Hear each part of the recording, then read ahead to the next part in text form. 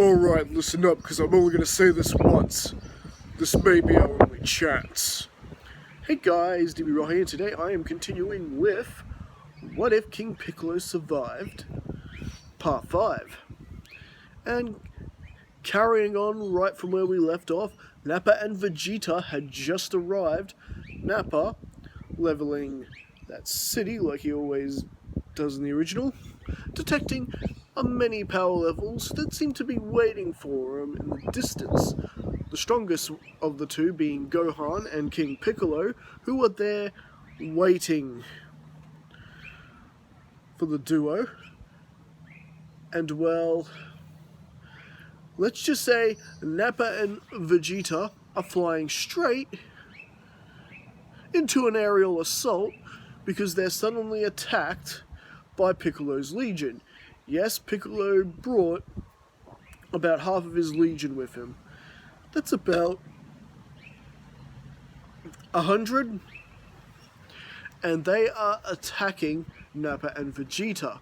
So, I guess the good thing about this is it gives time for the rest of the heroes to group together. And also basically forces Nappa and Vegeta to fight pretty much straight off on the bat, which, whether or not this would actually do a great deal to the two Saiyans, remained a mystery. After all, the currently his Legion would be a little bit stronger than Raditz, probably 2,000 at the most, each Legion member, except for King Piccolo's elite guard, of course, who are also there with the rest of the heroes, Triangle, Gong, and Violin, who are quickly approaching the 3,000 mark. How strong Gohan and King Piccolo are in fact a complete mystery. And just so we're clear, Master Roshi is on the battlefield as well. Master Roshi has not gone soft over the years and stopped his training. In fact, he was pretty adamant of joining the heroes in this battle, because after all, with King Piccolo still around, Roshi's not going to go soft. He wants to put an end to King Piccolo as much as the rest of the heroes do. And at the same time, he realizes they're going to need all the help they can get in order to stop Nappa and Vegeta. Because, well, King Piccolo's Legion are dropping like flies, which, yes, Piccolo's is not too surprised with. After all, he was told by Raditz that these Saiyans were insanely strong.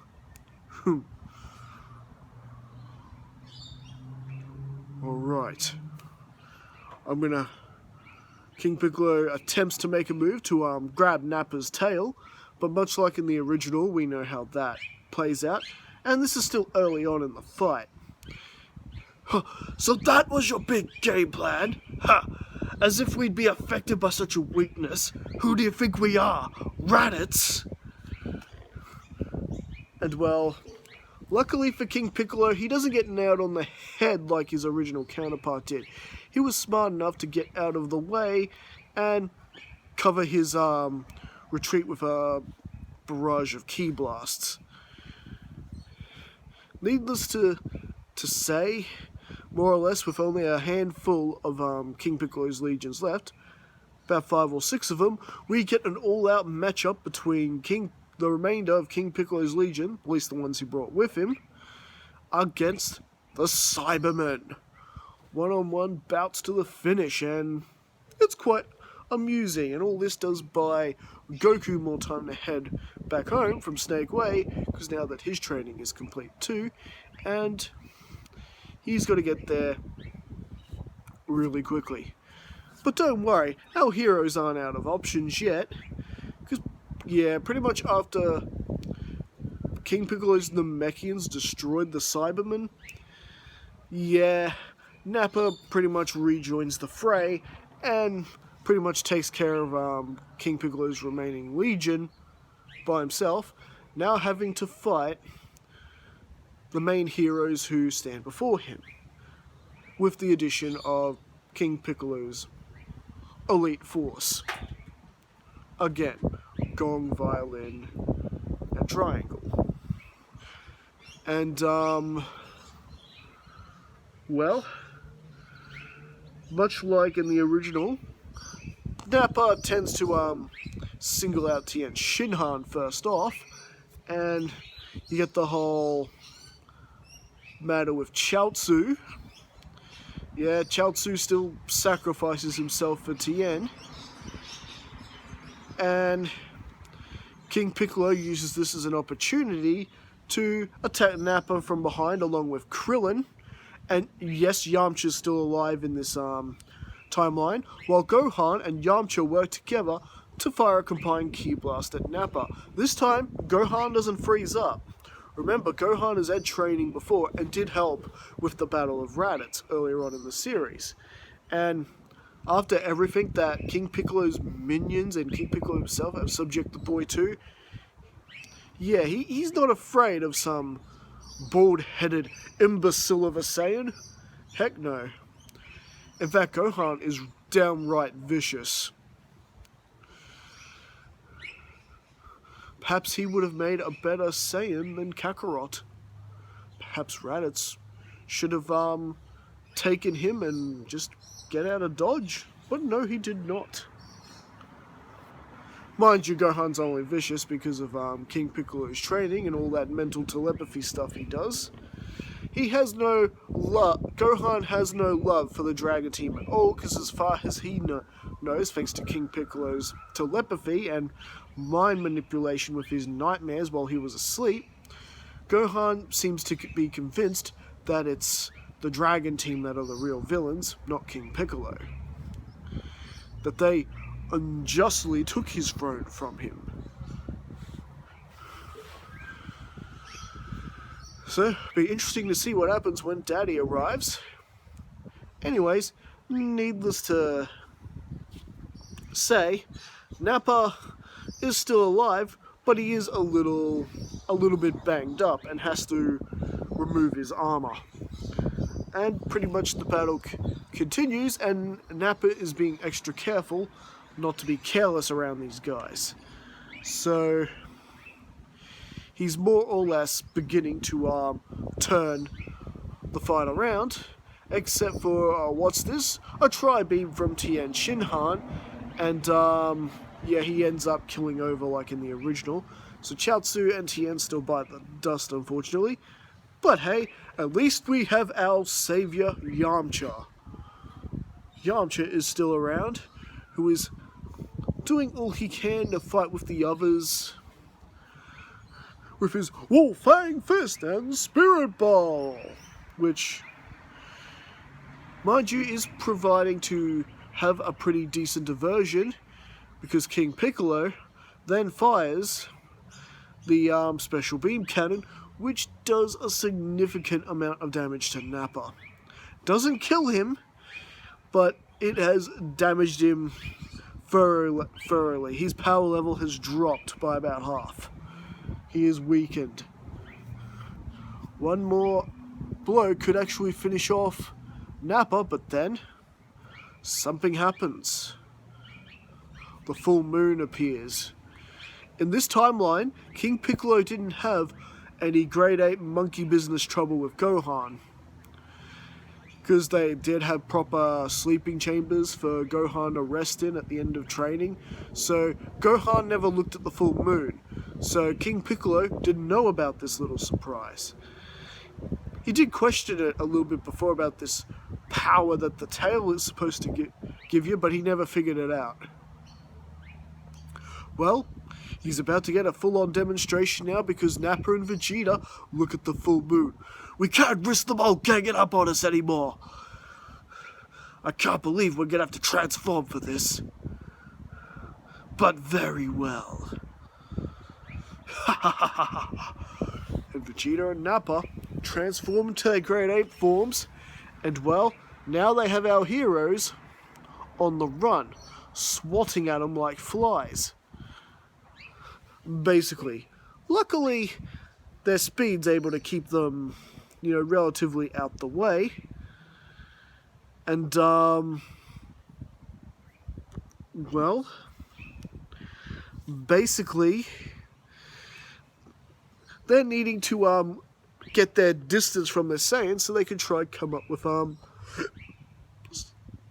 some sort of a plan. And with a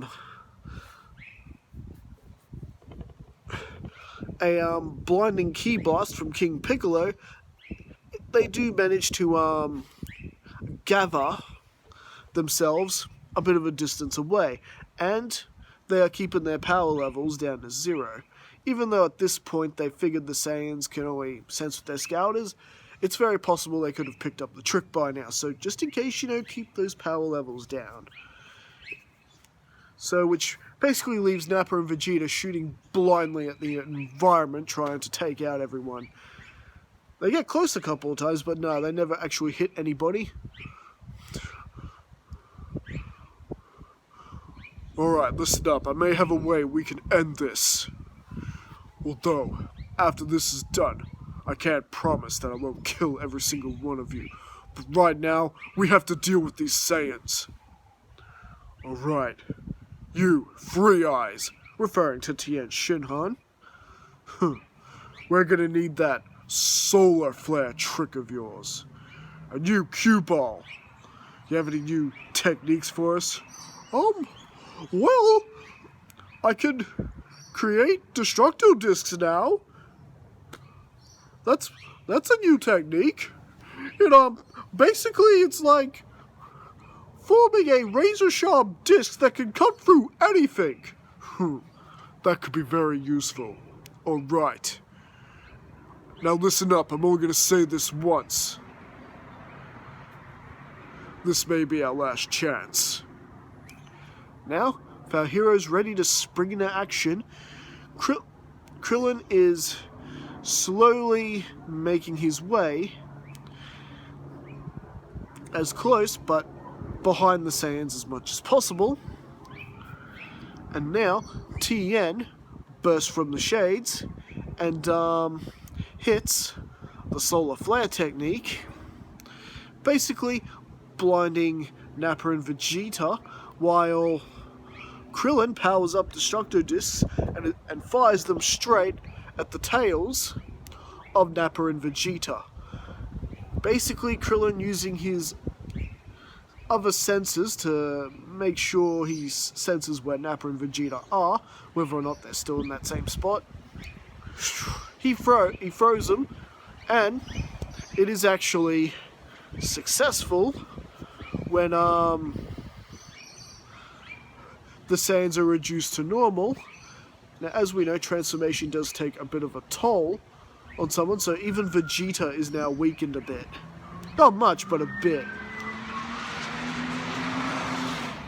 And so, suddenly out of nowhere, after when Nappo's finally working out what's going on, he is suddenly entrapped by an evil containment wave by King Piccolo. And more or less thrown into a jar. What? Impossible! What have you done to Nappa? King Piccolo gestured to the jar. What? That's right, Prince. If you want your friend back, come and get him. And he swallows the jar, much like he did with Kami in the World Tournament arc. And well, essentially, you've got pretty much the remaining good guys still in relatively good condition against Vegeta. And well, as the others go to attack Vegeta, they find they're in a completely different fight because Prince Vegeta is simply in a completely different league than they are. And well, with King Piccolo hoping that the others can more or less distract Vegeta so he can use the evil containment wave on him, and of course you got Roshi there who can also use the evil containment wave, it's not landing this time because Vegeta knows what to expect this time.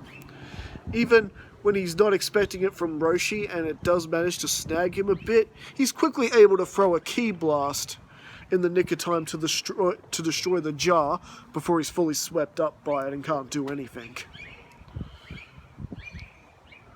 And essentially, the good guys are essentially on the losing side of this battle because there's still plenty of fight in Vegeta. But luckily, this is where Goku shows up. And I think for right now, that's exactly where we're going to leave things. So what do you guys think? Did you enjoy this part? How are things going to go now that Goku has shown up and Vegeta can't transform again? And not only do we have that, what's going to go down with King Piccolo and Goku, and not to mention Goku's son, once all of this has been lifted up? Kami has been in touch with Goku and has informed him that King Piccolo has more or less succeeded in driving a wedge between him and his son. So we've got all that to look forward to in the next part as well. So all this and more next time as we get into part 6 of this incredible What If story. Alright, catch you later. Don't forget to like and subscribe, and of course leave a comment.